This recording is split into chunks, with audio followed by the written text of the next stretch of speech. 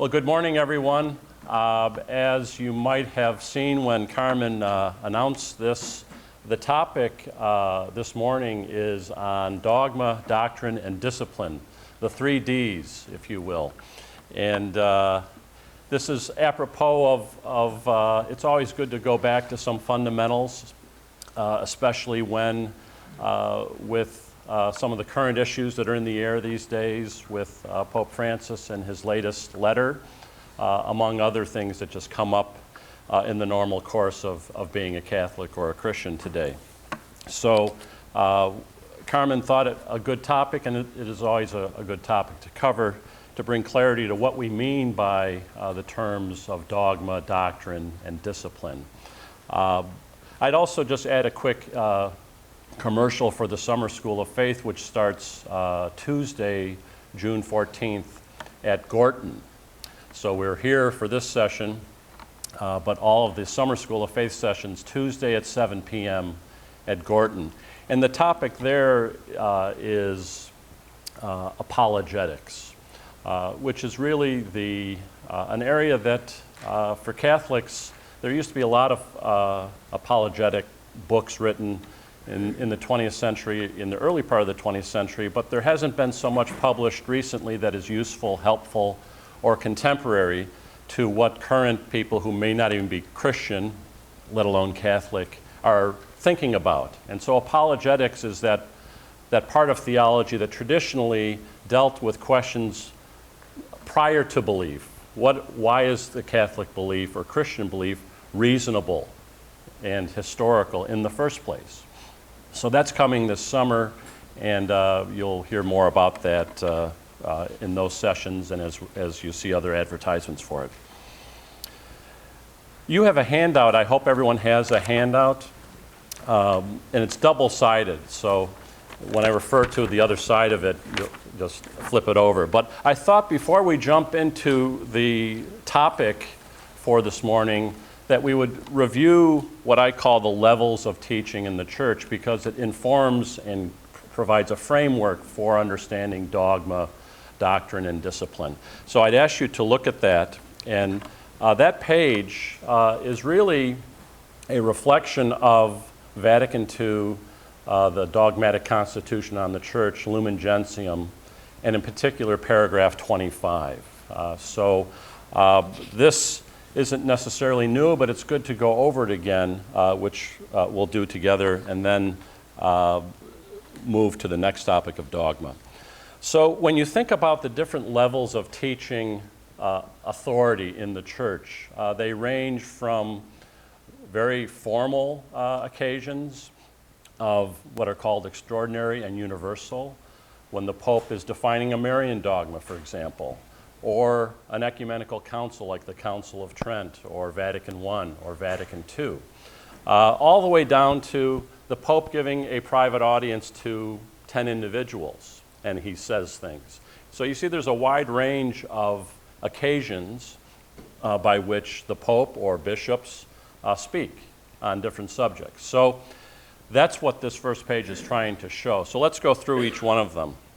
The first one, when the Pope is speaking what's called ex cathedra, from the chair, is considered extraordinary and universal. And what is meant by that is that he is proposing a doctrine to be held by the church universally and to be held of faith. Not an opinion, not a conjecture, not a musing, not thoughts about will the Cubs win the World Series or not this year. But rather, it is a formal declaration that what he is proposing is a matter of faith divinely revealed.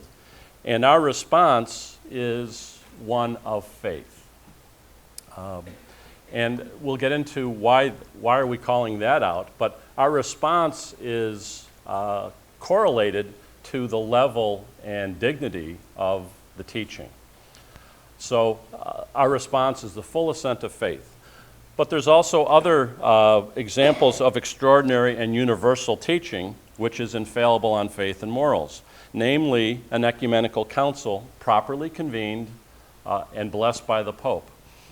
So there have been approximately, I believe it's 21 ecumenical councils, starting with the Council of Nicaea in 325 AD, all the way through to Vatican II. 21 ecumenical councils throughout the life of the church, where bishops and, if the Pope was not there, his legates were there, and then later confirmed by him, have met to decide and define questions of dogma and doctrine. So, for example, the Council of Chalcedon in 451 AD defined dogmas about who is Jesus Christ. He's God and man. The Council of Trent defined dogmas around grace and free will, around the sacraments, et cetera, et cetera, et cetera. So an ecumenical council in union with the Pope, because there have been some councils held without the Pope that are later deemed invalid, can and does define dogmas definitively to be held of faith. And our response, again, is faith. Our response to that is assent of faith. There's another class of teaching called ordinary and universal, because if you think about it, there's only been 21 ecumenical councils in 2,000 years, so they're not that frequent. And popes don't often exercise their exclusive ex cathedra authority. The most obvious examples are the Marian dogmas of the Assumption and the Immaculate Conception. So it's rather infrequent that those two things are happening. But obviously the church wants to guide the faithful continually. And so the ordinary and universal teaching of the church is often what we see in the press or coming from the church.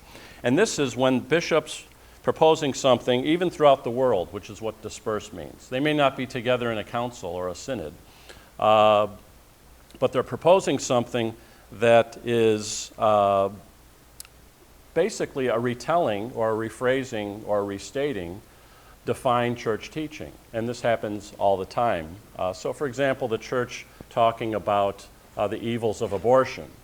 Abortion and the evil of abortion or murder has always been considered a moral evil, and that's a inviolable dogma of the church. It's not changing, it will never change. So the direct taking of innocent human life intentionally is something that's always going to be wrong.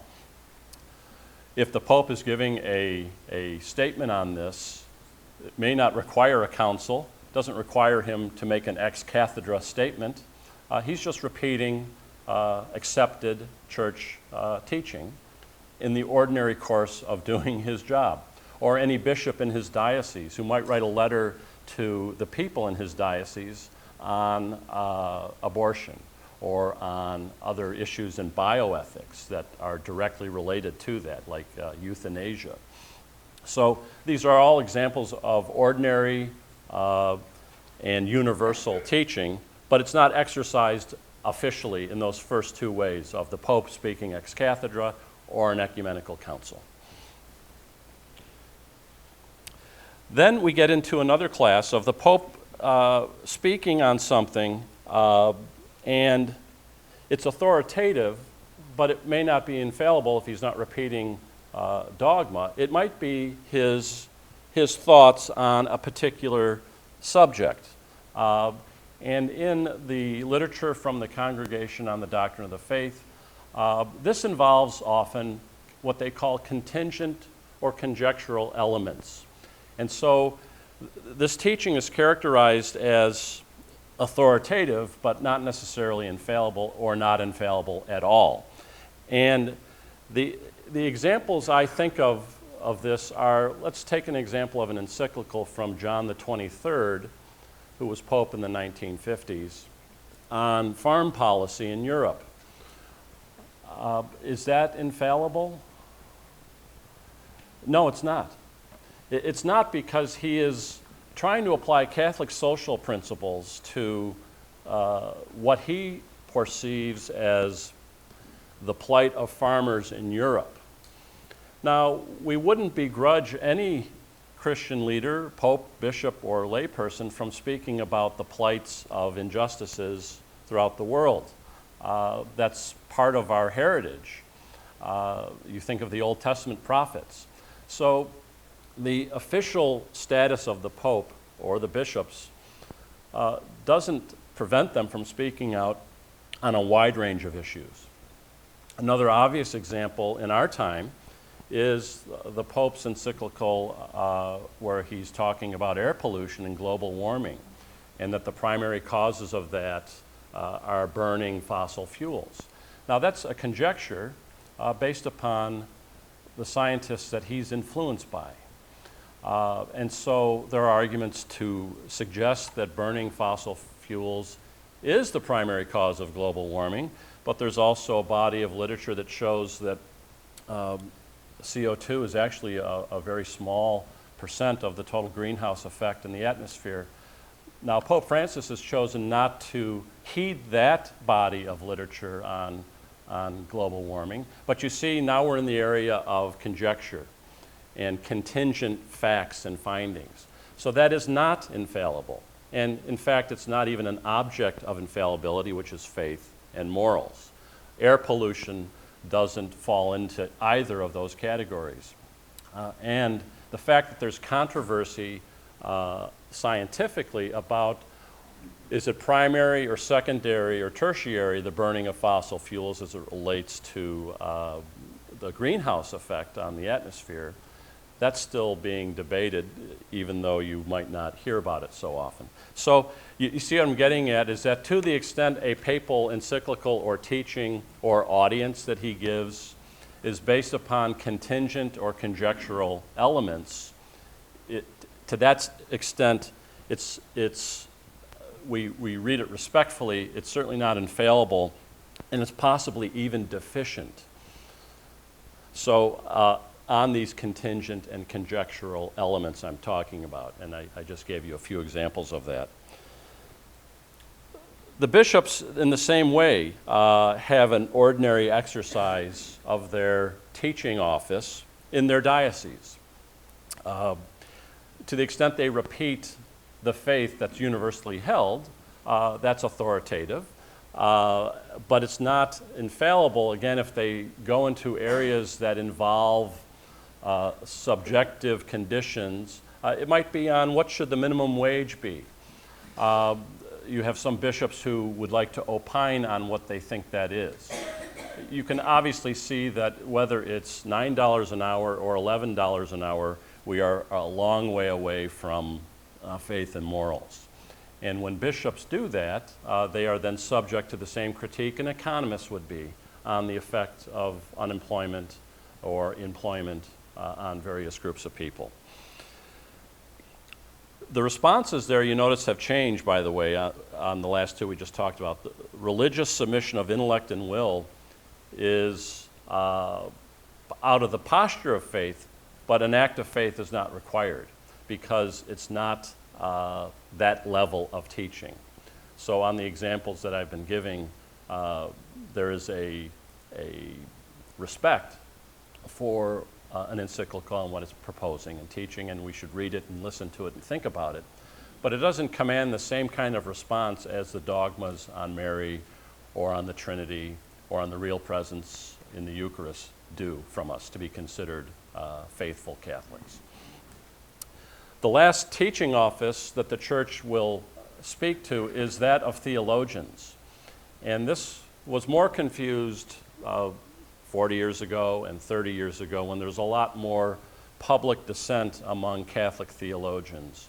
And a lot of the progress that's been made here through John Paul II and Benedict of crushing these people and removing them from their teaching offices, maybe not as fast or as rapid as we would have liked, but you don't see as much as you did in the 80s. You know, the people like Charles Curran are long gone teaching at Protestant universities or secular universities. Others like that have died off happily. So, so you see less of this, and it was much more of an issue 30 years ago. But theologians have a teaching office too. It just happens not to be authoritative, and their arguments are given the respect on the merits of their arguments.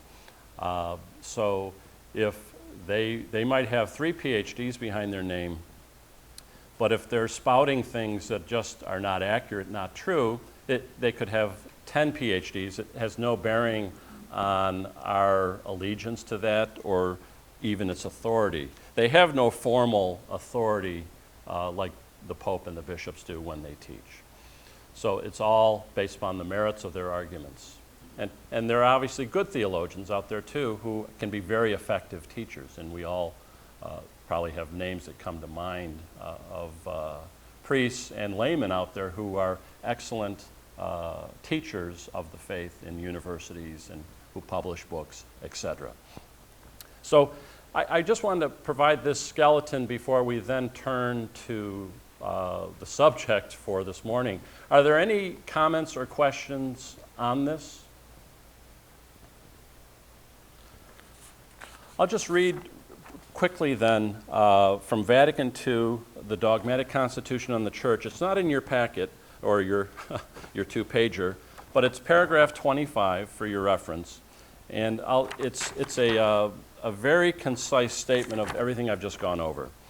So it reads, quote, "Among the principal duties of bishops, the preaching of the gospel occupies an eminent place. For bishops are preachers of the faith who lead new disciples to Christ, and they are authentic teachers, teachers endowed with the authority of Christ, who preach to the people committed to them the faith they must believe and put into practice, and by the light of the Holy Spirit illustrate that faith. They bring forth from the treasury of revelation new things and old, making it bear fruit and vigilantly warding off any errors that threaten their flock. Bishops teaching in communion with the Roman pontiff are to be respected by all as witnesses to divine and Catholic truth. In matters of faith and morals, the bishops speak in the name of Christ, and the faithful are to accept their teaching and to adhere to it with religious assent. This religious submission of mind and will must be shown in a special way to the authentic magisterium of the Roman pontiff, even when he's not speaking ex cathedra. That is, it must be shown in such a way that his supreme magisterium is acknowledged with reverence, its judgments made by him are sincerely adhered to, according to his manifest mind and will. His mind and will in the matter may be known either from the character of the documents, from his frequent repetition of the same doctrine, or from his manner of speaking." So I'll stop there because you can see how the Council is pointing out to even the occasions on which the Pope speaks is an indicator of the level of the message. So for example, if the Pope is giving an audience to the nuns visiting from Hungary, that's generally not the occasion for him to surprise the world with a dogma. It just isn't. It isn't the right occasion. It's not the right forum. Also, there are different types of documents that the Pope will generate, from encyclicals to apostolic exhortations to private audiences, as I mentioned, to apostolic letters. They all have a different range of authority, historically speaking. So that's what Vatican II is trying to get at. And continuing then, although individual bishops do not enjoy the prerogative of infallibility, they nevertheless proclaim Christ's doctrine infallibly whenever, even though dispersed throughout the world, but still maintaining the bond of communion among themselves and with the successor of Peter, and authentically teaching matters of faith and morals, they are in agreement on one position as definitively to be held. That's why I use that language, definitive, to be definitively held, because it comes right from Vatican II. This is even more clearly verified when gathered together in an ecumenical council. They are teachers and judges of faith and morals for the universal church, whose definitions must be adhered to with the submission of faith. So that's, you can see that's now a different level. We're now at the level of dogma and our response being faith. And just continuing then, and then we'll move on to the next topic. And this infallibility with which the divine Redeemer willed his church to be endowed in defining doctrine of faith and morals extends as far as the deposit of revelation extends, which must be religiously guarded and faithfully expounded.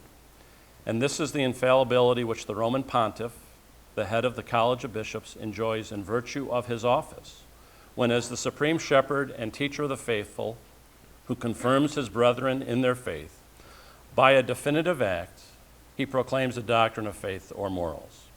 And therefore his definitions of themselves, and not from the consent of the church, are justly styled irreformable, since they are pronounced with the assistance of the Holy Spirit promised to him in Blessed Peter, and therefore they need no approval of others, nor do they allow an appeal to any other judgment. For then the Roman pontiff is not pronouncing judgment as a private person, but as the supreme teacher of the universal church, in whom the charism of infallibility of the church itself is individually present. He is expounding or defending a doctrine of Catholic faith. The infallibility promised to the church resides also in the body of bishops, when that body exercises the supreme magisterium with the successor of Peter. To these definitions, the assent of the church can never be wanting, on account of the activity of that same Holy Spirit by which the whole flock of Christ is preserved and progresses in the unity of faith. So those paragraphs from Vatican II, basically, I've summarized on this first page of the level of teaching in the church. So just to review, authoritative, infallible, definitive, Pope speaking ex cathedra by virtue of his office, the church gathered in an ecumenical council, blessed by the Pope with the bishop's presence. Those are authoritative, definitive, and infallible declarations on faith and morals. Bishops dispersed throughout the world can repeat that teaching infallibly, and is to be held as a matter of faith, as well as the Pope. When we get into secondary situations, encyclicals, private audiences, a bishop in his diocese, speaking on other topics that are related to the faith but not directly related to faith and morals, that has authoritative status, but it is not necessarily infallible. And there may be, as I say, conjectural or contingent factors or issues in the things they're talking about that make them reformable or corrected as time goes on. So any comments or questions on that before we move to the next page? So this is fairly standard stuff, yes. I will get to that toward the end. Where does that fall? That's an apostolic letter, Okay. and so it's a little bit below the dignity of an encyclical. But I would say, not to brush off that question, because it's in part why we're all meeting, there was no new doctrine proposed in that letter. If you read all the way through, what you have is a elaboration of the pastoral care of people in irregular marriages or irregular situations. So I'll have a little bit more to say about that in a moment. But there was no new doctrine, and he even said, I'm not proposing in the letter, I'm not proposing any new doctrine. I'm trying to elaborate strategies for helping people who are outside the church due to their circumstances, a way back in for them.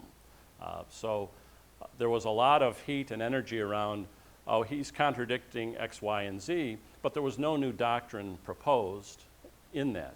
And you can read that in the letter itself, as well as the Cardinal Schonberg, who held the press conference to publish the letter, said that there's no new doctrine being proposed.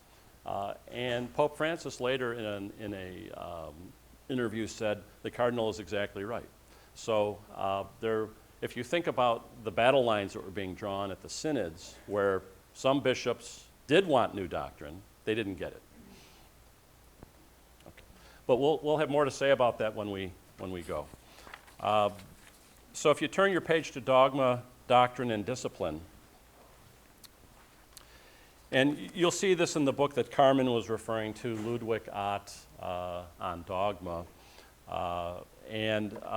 This is the classical layout of how we understand dogma, doctrine, and discipline.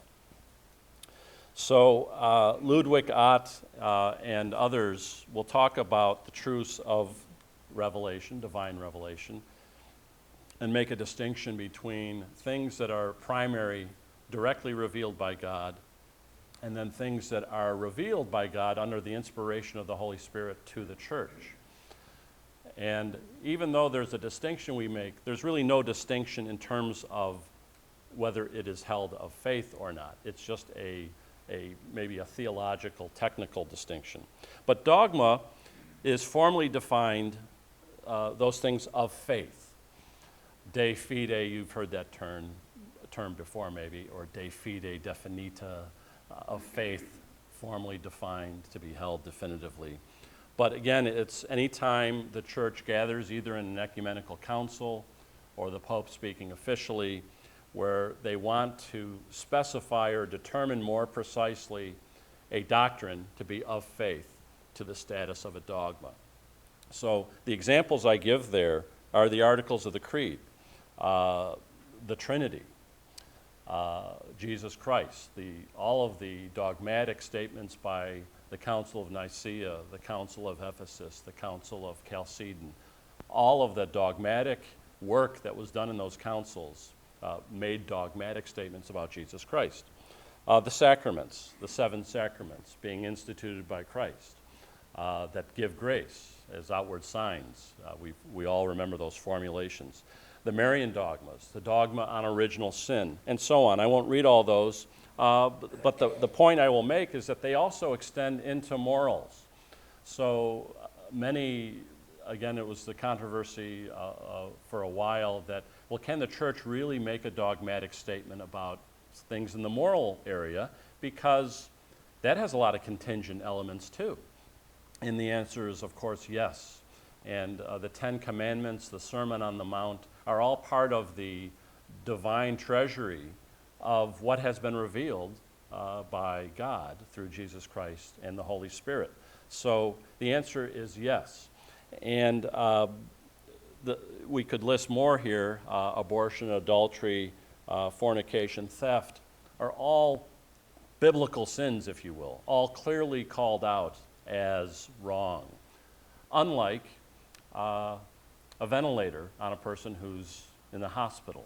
They didn't have ventilators 2,000 years ago. So you see how it's a good example of how the church has to develop its understanding. But we wouldn't call, and we wouldn't expect to hear, the dogma on the care of elderly people. It wouldn't make any sense because it already has a contingent element to it, namely technology of medical hospitals. So you begin to see the difference. The dogmas that I'm talking about here are directly revealed by God, and there's very little ambiguity about what they are.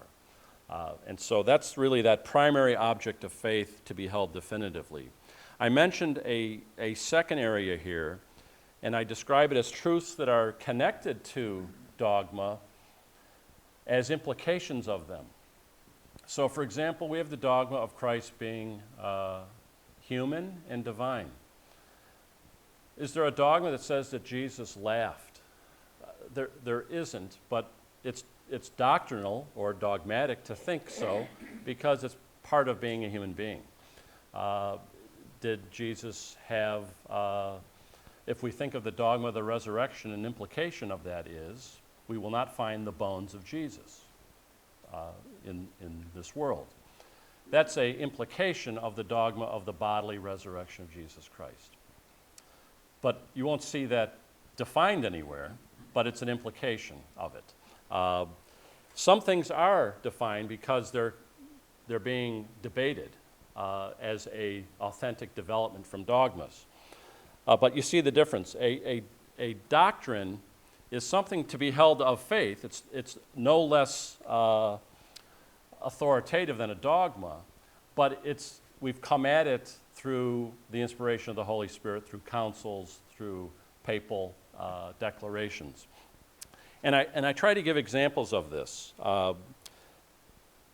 In order for an ecumenical council to be considered advancing divine faith, it has to be viewed as authentic. So the celebration of an ecumenical council is an implication of the church's mission to teach authoritatively. If the church couldn't do this, it couldn't fulfill its mission. So one of the things that's always put first is the fact that the church can hold ecumenical councils to define things. So that's one. Another is the legitimacy of a papal election, properly convened. If we didn't believe that, you couldn't have popes exercising their authority. So you see, these are not primary objects of faith. They are secondary objects of faith that are required and implied by the primary objects of faith. The canonization of saints. Every time a pope canonizes someone, that's an exercise of infallible judgment. And that's an example of, people sometimes say, well, the pope only does that, he's only done it twice for the two Marian dogmas. Well, actually, he's doing that every time he canonizes someone. He's exercising an infallible act by declaring someone to be a saint. They are in heaven, they are worthy of prayers, they are worthy of imitation, and so on. That is an infallible statement. You might remember this from your study. Toward the end of the 19th century, Pope Leo declared Anglican orders as null and void. There had been theological opinion up to that point and controversy of what is the status of the Anglican faith. And Pope Leo XIII settled that question by saying, I declare definitively that the Anglican orders are null and void. In other words, their ordinations are not valid. They cannot validly say the Mass. So they're in the same category as Methodists and Episcopalians and so on as it relates to their sacramental orders. That is something that is a doctrine. You wouldn't call that the dogma of the invalidity of Anglican orders. I mean, it's clunky. But it is a doctrine to be held infallibly. Continuing, the affirmation of in the conjugal act in heterosexual marriage that life and love must be present. That affirmation of that teaching of humane vitae, and then repeated by John Paul II, the core of that is infallibly taught. And it is a doctrine. And sometimes it's phrased negatively as contraception, but it is actually an affirmation of that life and love must be present in the marital act between couples in marriage. And so that's what's being affirmed. If we get into issues of, well, my wife has a medical condition that requires taking medication that also has the effect of rendering her infertile at certain points, that's justified under the principle of double effect. That is an allowable use of a medical procedure or pharmacy that would prevent conception. But that's not what the church is talking about. It's affirming that life and love must be present in the marital act. So that's taught infallibly, but there can be examples where that teaching is developed and extended, which are those contingent elements I've been talking about earlier. You know, there are other examples. Last summer we talked about the Catholic social teaching and those principles, and there were 7 or 8 of them. For example, the principle of private property, of solidarity, the principle of subsidiarity, and there are other principles. Those are infallibly taught, and they're part of the church's moral teaching. Their application is another topic which we'll get to in a second, but those principles and all of the core moral principles of the Catholic Church are taught infallibly. Doctrinally, though, you wouldn't call a dogma of the principle of private property. It doesn't make any sense. It's a doctrine. The next layer here then is the ordinary teaching proposed as true or at least as sure but not definitive or final. And so these are what I'll call doctrinal. You can call them doctrine, but they don't enjoy the same prerogative of infallibility as the first two do. And this is where we get into the area of application of those principles. So you see there's a certain wisdom here because there are contingent elements in the application of any principle. Your right to private property as a principle is assured. But what about in wartime situation? If you think about it, the application of a principle is different than the principle. So the principle of private property, as an example, is a bedrock of Catholic social teaching. Does that mean you can do anything you want with your property? No. Does it mean the government in extreme situations can commandeer your property? Yes, it does. Related to the common good. So the principle is assured. When we get into applications, that's where we have to use our head. So we are not just simply reading dogmas and doctrines blindly. We actually have to apply them to open-ended situations that may come up. So examples of this that I also mentioned, conditions for the use of capital punishment by the state. So this gets confused often in our culture today, even by, I'm sad to say, even by priests and bishops. But the church has always affirmed the right of the state to exercise the use of capital punishment, and that hasn't changed. What has developed, perhaps, and it's based upon an assessment of conjectural and contingent elements by John Paul II and by others, is that have we reached a point in first world nations where the use of capital punishment by the state is no longer necessary? Pope John Paul II concluded, yes, we've reached that point where in order to promote a culture of life, the execution of criminals guilty of capital crimes in first world countries is no longer needed. That assessment he's making is a prudential judgment. He's attempting to promote a greater culture of life. Things can go back to the second and third worlds very quickly. And so you can see how if you lived in a part of the world where there was no police force, there were no courts, there were no jails, you would have a different opinion. Say certain jungles in Africa run by Christians surrounded by Muslim tribes. You might have a militia that would take a completely different view of this, and I suspect that Pope John Paul II would as well. But if we're talking about the West and first world countries, he's making a judgment that in order to promote a culture of life in the West, which seems bent on promoting a culture of death, the exercise of capital punishment against criminals doesn't accomplish that. That is an argument. But in none of that has the church ever rejected the core right of the state to execute criminals guilty of capital crimes. It's just the overlay today in our media and our culture and with priests and even bishops, unfortunately, is to just immediately go right from the principle to equating the application in first world countries to the principle. If they did that, they'd have a hard time explaining my copy of the Catechism from 1994, which affirms the right of the state to inflict capital punishment, and then the revision 10 years later where it doesn't.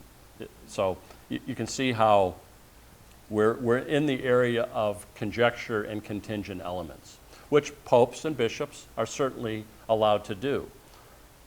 So I hope that's clear. I mentioned other things like on global warming and farm policy. These can be revised, and they can often be based, as I've mentioned, on contingent assessments, conjectures, and for that reason, they can be defective in some cases. We shouldn't make a habit of thinking things are defective from the magisterium because they get things right, obviously, more times than they don't on these contingent things. But nevertheless, to the extent when they wade into economic policy, for example, or comments about the United Nations or global international treaties, they are wading into areas that are removed from their province of faith and morals, and they're making prudential judgments that are only as good as the merits of their argument. And then disciplines in the prudential order is the last category there. These are the necessary functional declarations. The Pope might want to create a new diocese in France, as an example. Or a bishop in his diocese might want to issue regulations on how annulments are going to be done in terms of the legislative process, the procedural aspects of it. Maybe the fees, he reduces the fees to get an annulment, for example. So I think the dollar amount fee to get an annulment in the Archdiocese of Chicago is $900.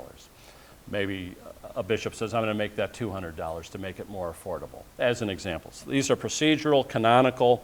They can be universal for the whole church. So for example, the Pope wants to introduce another Holy Day of Obligation, or they can be specific to a diocese.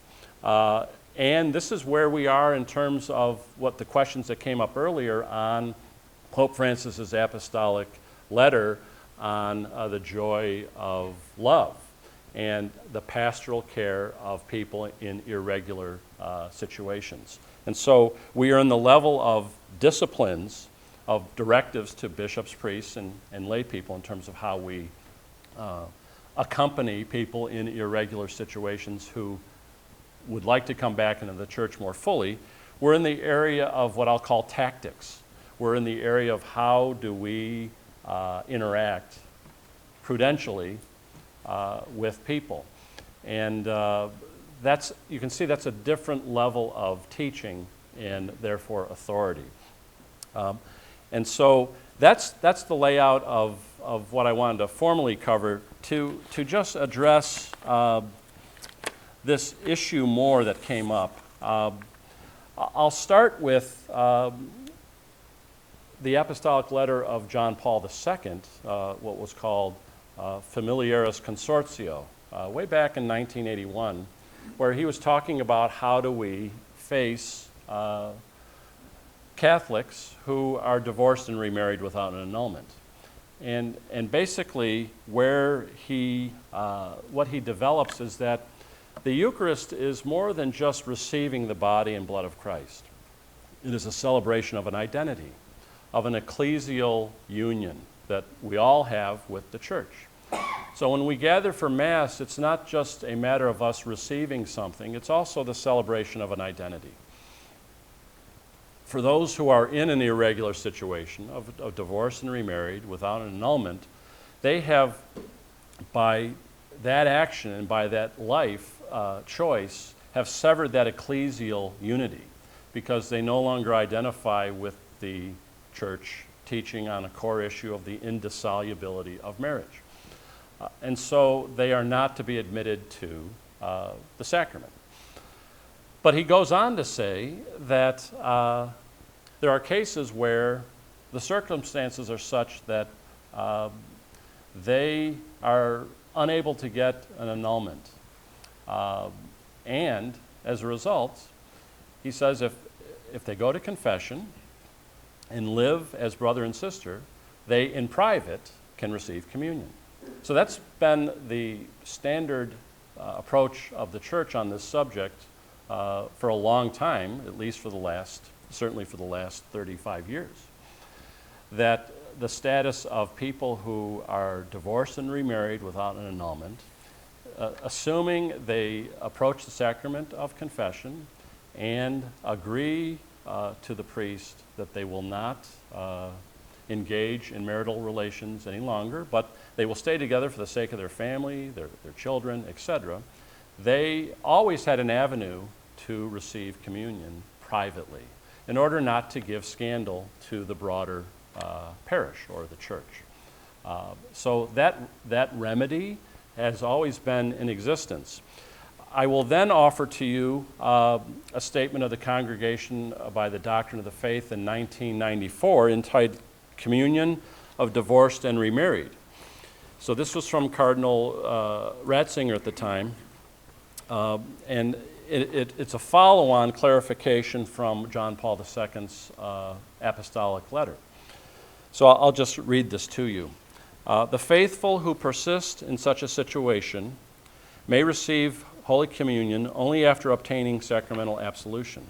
So he's referring to that case I just mentioned of a divorced, remarried couple who have not gotten an annulment but who would like to receive communion and are willing to go to confession. So, may receive Holy Communion only after obtaining sacramental absolution, which may be given only to those who, repenting of having broken the sign of the covenant and of fidelity to Christ, are sincerely ready to undertake a way of life that is no longer in contradiction to the indissolubility of marriage. This means in practice that when, for serious reasons, for example, for the children's upbringing, a man and a woman cannot satisfy the obligation to separate, they take on themselves the duty to live in complete continence, that is, by abstinence by and from the acts proper to married couples. In such a case, they may receive Holy Communion as long as they respect the obligation to avoid giving scandal. It goes on, in inviting pastors to distinguish carefully the various situations of the divorced and remarried, the exhortation of John Paul II, Familiaris Consortios, recalls the case of those who are subjectively certain in conscience that their previous marriage is irreparably broken and was never valid. It must be discerned with certainty by means of the external forum established by the Church whether there is objectively such a condition of nullity. That is the tribunal process of an annulment. That's what is meant by the external forum. The example that comes to mind is, and if you think in this country but also more broadly outside of the U.S., suppose someone is married to someone who's a member of the mob, and their marriage was a sham from the beginning due to infidelities of the man. And these are actually not far-fetched cases, by the way. And he, as his wife told him as she was leaving, this is crazy, I'm not staying here anymore, I'm taking the kids. And he says to her, if you ever attempt to divorce or get an annulment, I will kill you. And I'm not cooperating with any tribunal, so you can just forget that, and you're not going to be able to get a hold of me again. You can see how that's next to impossible to advance that in the external forum. So what is the fate of this woman if she remarries and has children from that union? So this declaration goes on. It must be discerned with certainty by means of the external forum, if possible, established by the Church whether there is objectively such a nullity of marriage. The discipline of the Church, while it confirms the exclusive competence of ecclesiastical tribunals with respect to the examination of the validity of the marriage of Catholics, also offers new ways to demonstrate the nullity of a previous marriage in order to exclude as far as possible every divergence between the truth verifiable in the judicial process and the objective truth known by a correct conscience. Adherence to the Church's judgment and observance of the existing discipline concerning the obligation of canonical form necessary for the validity of the marriage of Catholics are what truly contribute to the spiritual welfare of those concerned. The Church is in fact the body of Christ, and to live in ecclesial communion is to live in the body of Christ and to nourish oneself with the body of Christ. With the reception of the sacrament of the Eucharist, communion with Christ, the head, can never be separated from the communion with the members, that is, the Church. For this reason, the sacrament of our union with Christ is also the sacrament of our unity of the Church and in the Church. Receiving Eucharistic communion contrary to ecclesial communion is therefore in itself a contradiction. So you have the finish there of a recircling that, look, you only should receive the Eucharist if you are in proper communion with the Church. That can be achieved through the external forum of an annulment, and in this very discretionary case of the internal forum, as it's called.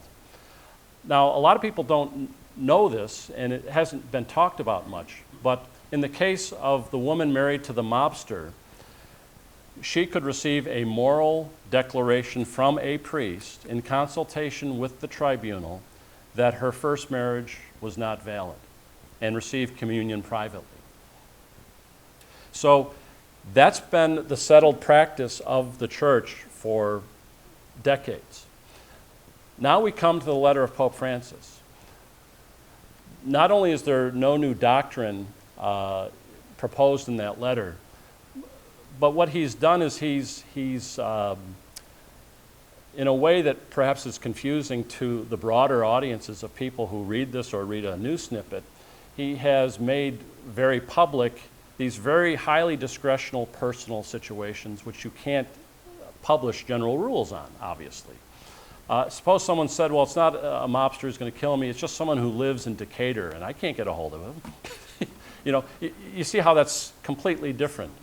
And so it is so hard, and this is where if you'd like to make a criticism of Pope Francis, I think this is where it is. Namely, is it prudent to publish something like this over 300 pages on a topic that is highly discretionary between a priest and the conscience of the person approaching them in a way like this? It's difficult because it then does it create more confusion than it solved. Do we have cases of pastors out there today who are wagging their finger at people who approach them privately looking for help? That's not my experience of the priests and bishops I know. Are there examples of that you could point to? Of course there are. But did they need to hear this guidance this way? Or maybe a memo to their bishop on would have been a more effective way to do this. So that's the critique, respectfully, I would make of the letter, is that this isn't how you do things in a large organization. I think of just my business experience where I used to run facilities that had hundreds and hundreds of hourly people working, and you had HR policies on sexual harassment and other things that were grounds for dismissal, drug use, et cetera, et cetera. And we would publish these policies, and in a union environment, they are very, very well known. And so I remember a case of a maintenance manager who was taking drugs, and it violated the policy, but it so happened that the drugs he was taking were for a rare form of cancer he had that occasionally made him act strangely. I'm not going to publish that in an HR manual. How would you say that in a manual? You may not take drugs unless you have a condition subjectively that you've determined you need to. It's impossible to run an organization like that. You would sit down with the individual privately and say, you'd counsel them on what to do. But you see how it is, leaders and organizations know what to communicate at what level, is the point I'm trying to make. And business leaders face this all the time with what do we publish in terms of our HR policies versus how do we handle one-off situations that are difficult. I had another situation where our quality control manager who was married was dating someone in the customer service department, and they would go to lunch together, and it was becoming a problem for the office because at the Christmas party we would all meet his wife, and yet we knew he was dating someone. So I took him aside privately, and I said to him, look, you're making your personal life my problem. Everyone knows what's going on. You have to stop this, and you have to stop it now. And he did. Now, there was no policy in the HR manual of you may not cheat on your wife. But leaders have to know what to publish at what level to whom and what to handle in the internal forum. And so the critique of Pope Francis on this is that we're not running a lemonade stand here. We are running a universal church, and what you say is going to be read by a wide group of people.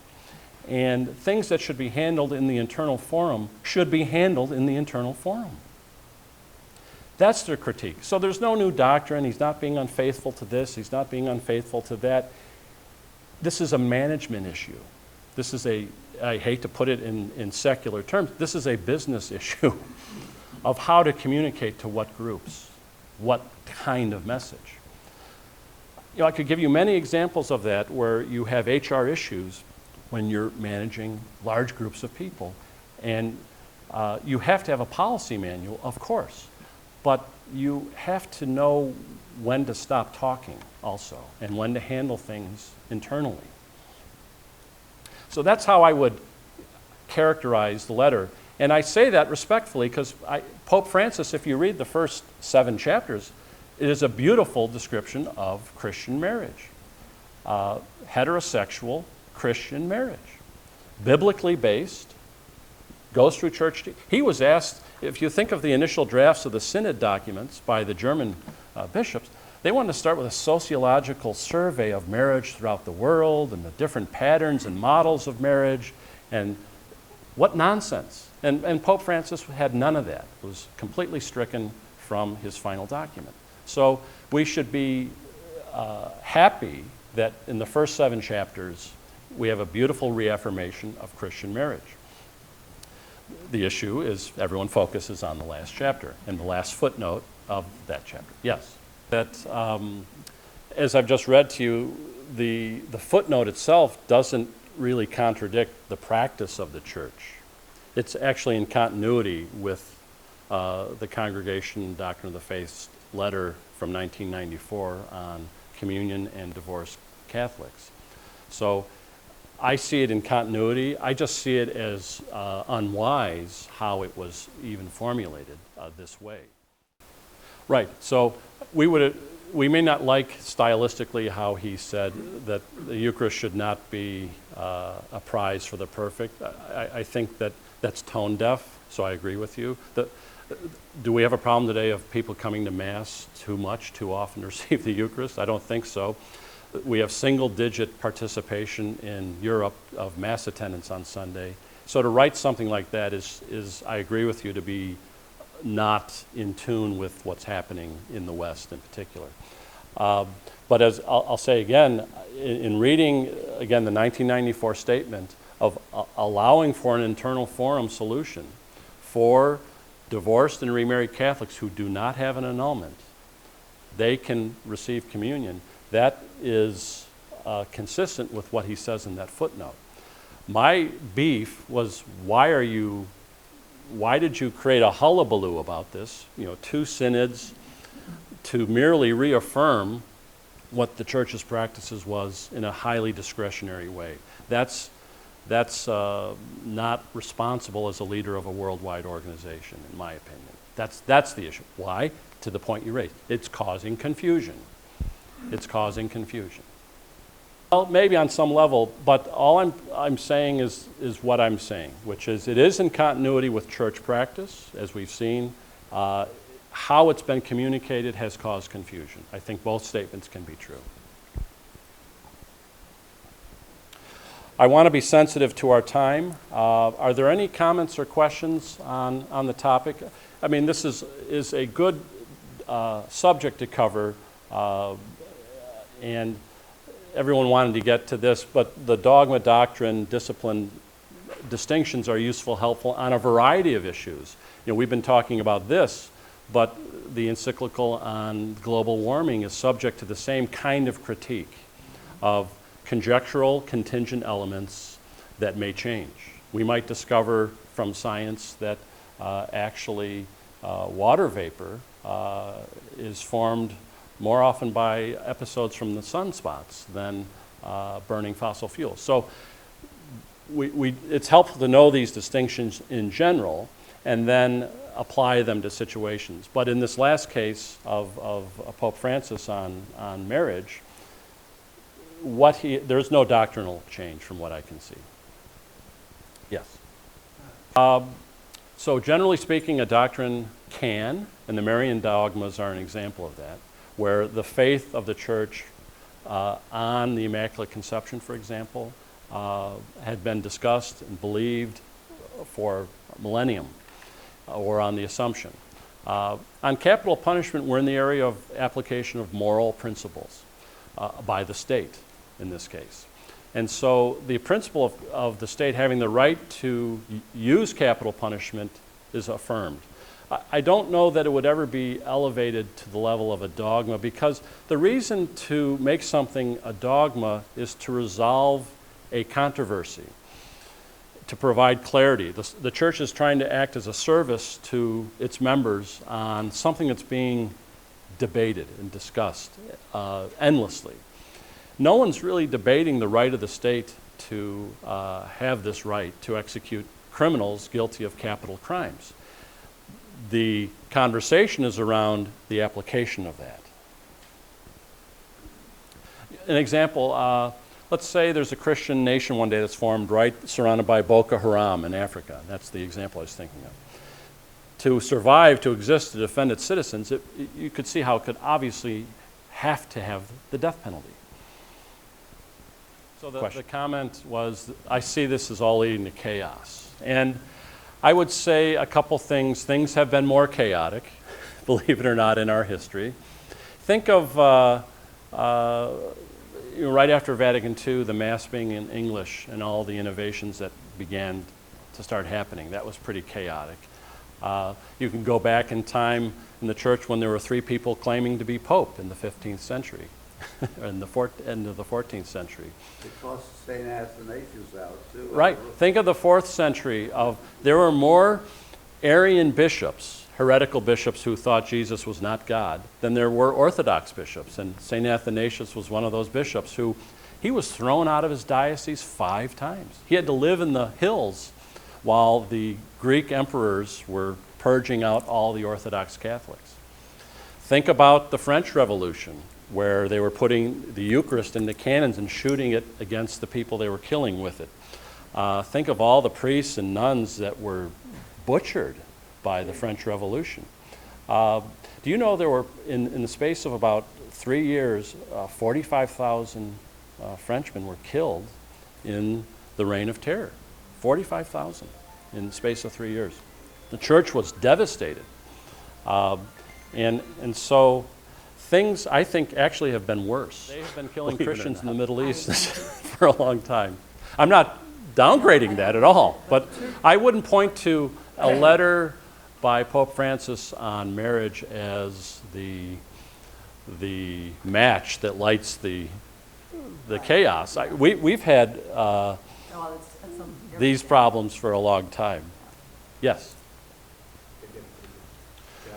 Yeah, I guess as a spiritual matter, I try not to let myself get distracted by these things. It's pretty clear to me what my faith calls me to do, and I don't want or seek these distractions, because that's what they are ultimately. Now, if I have an ability to influence it, absolutely. But there's nothing I can do about conversations Pope Francis has with cardinals that are liberal, let's say, or misguided, et cetera, and is it even productive to dwell on that if I can't change it?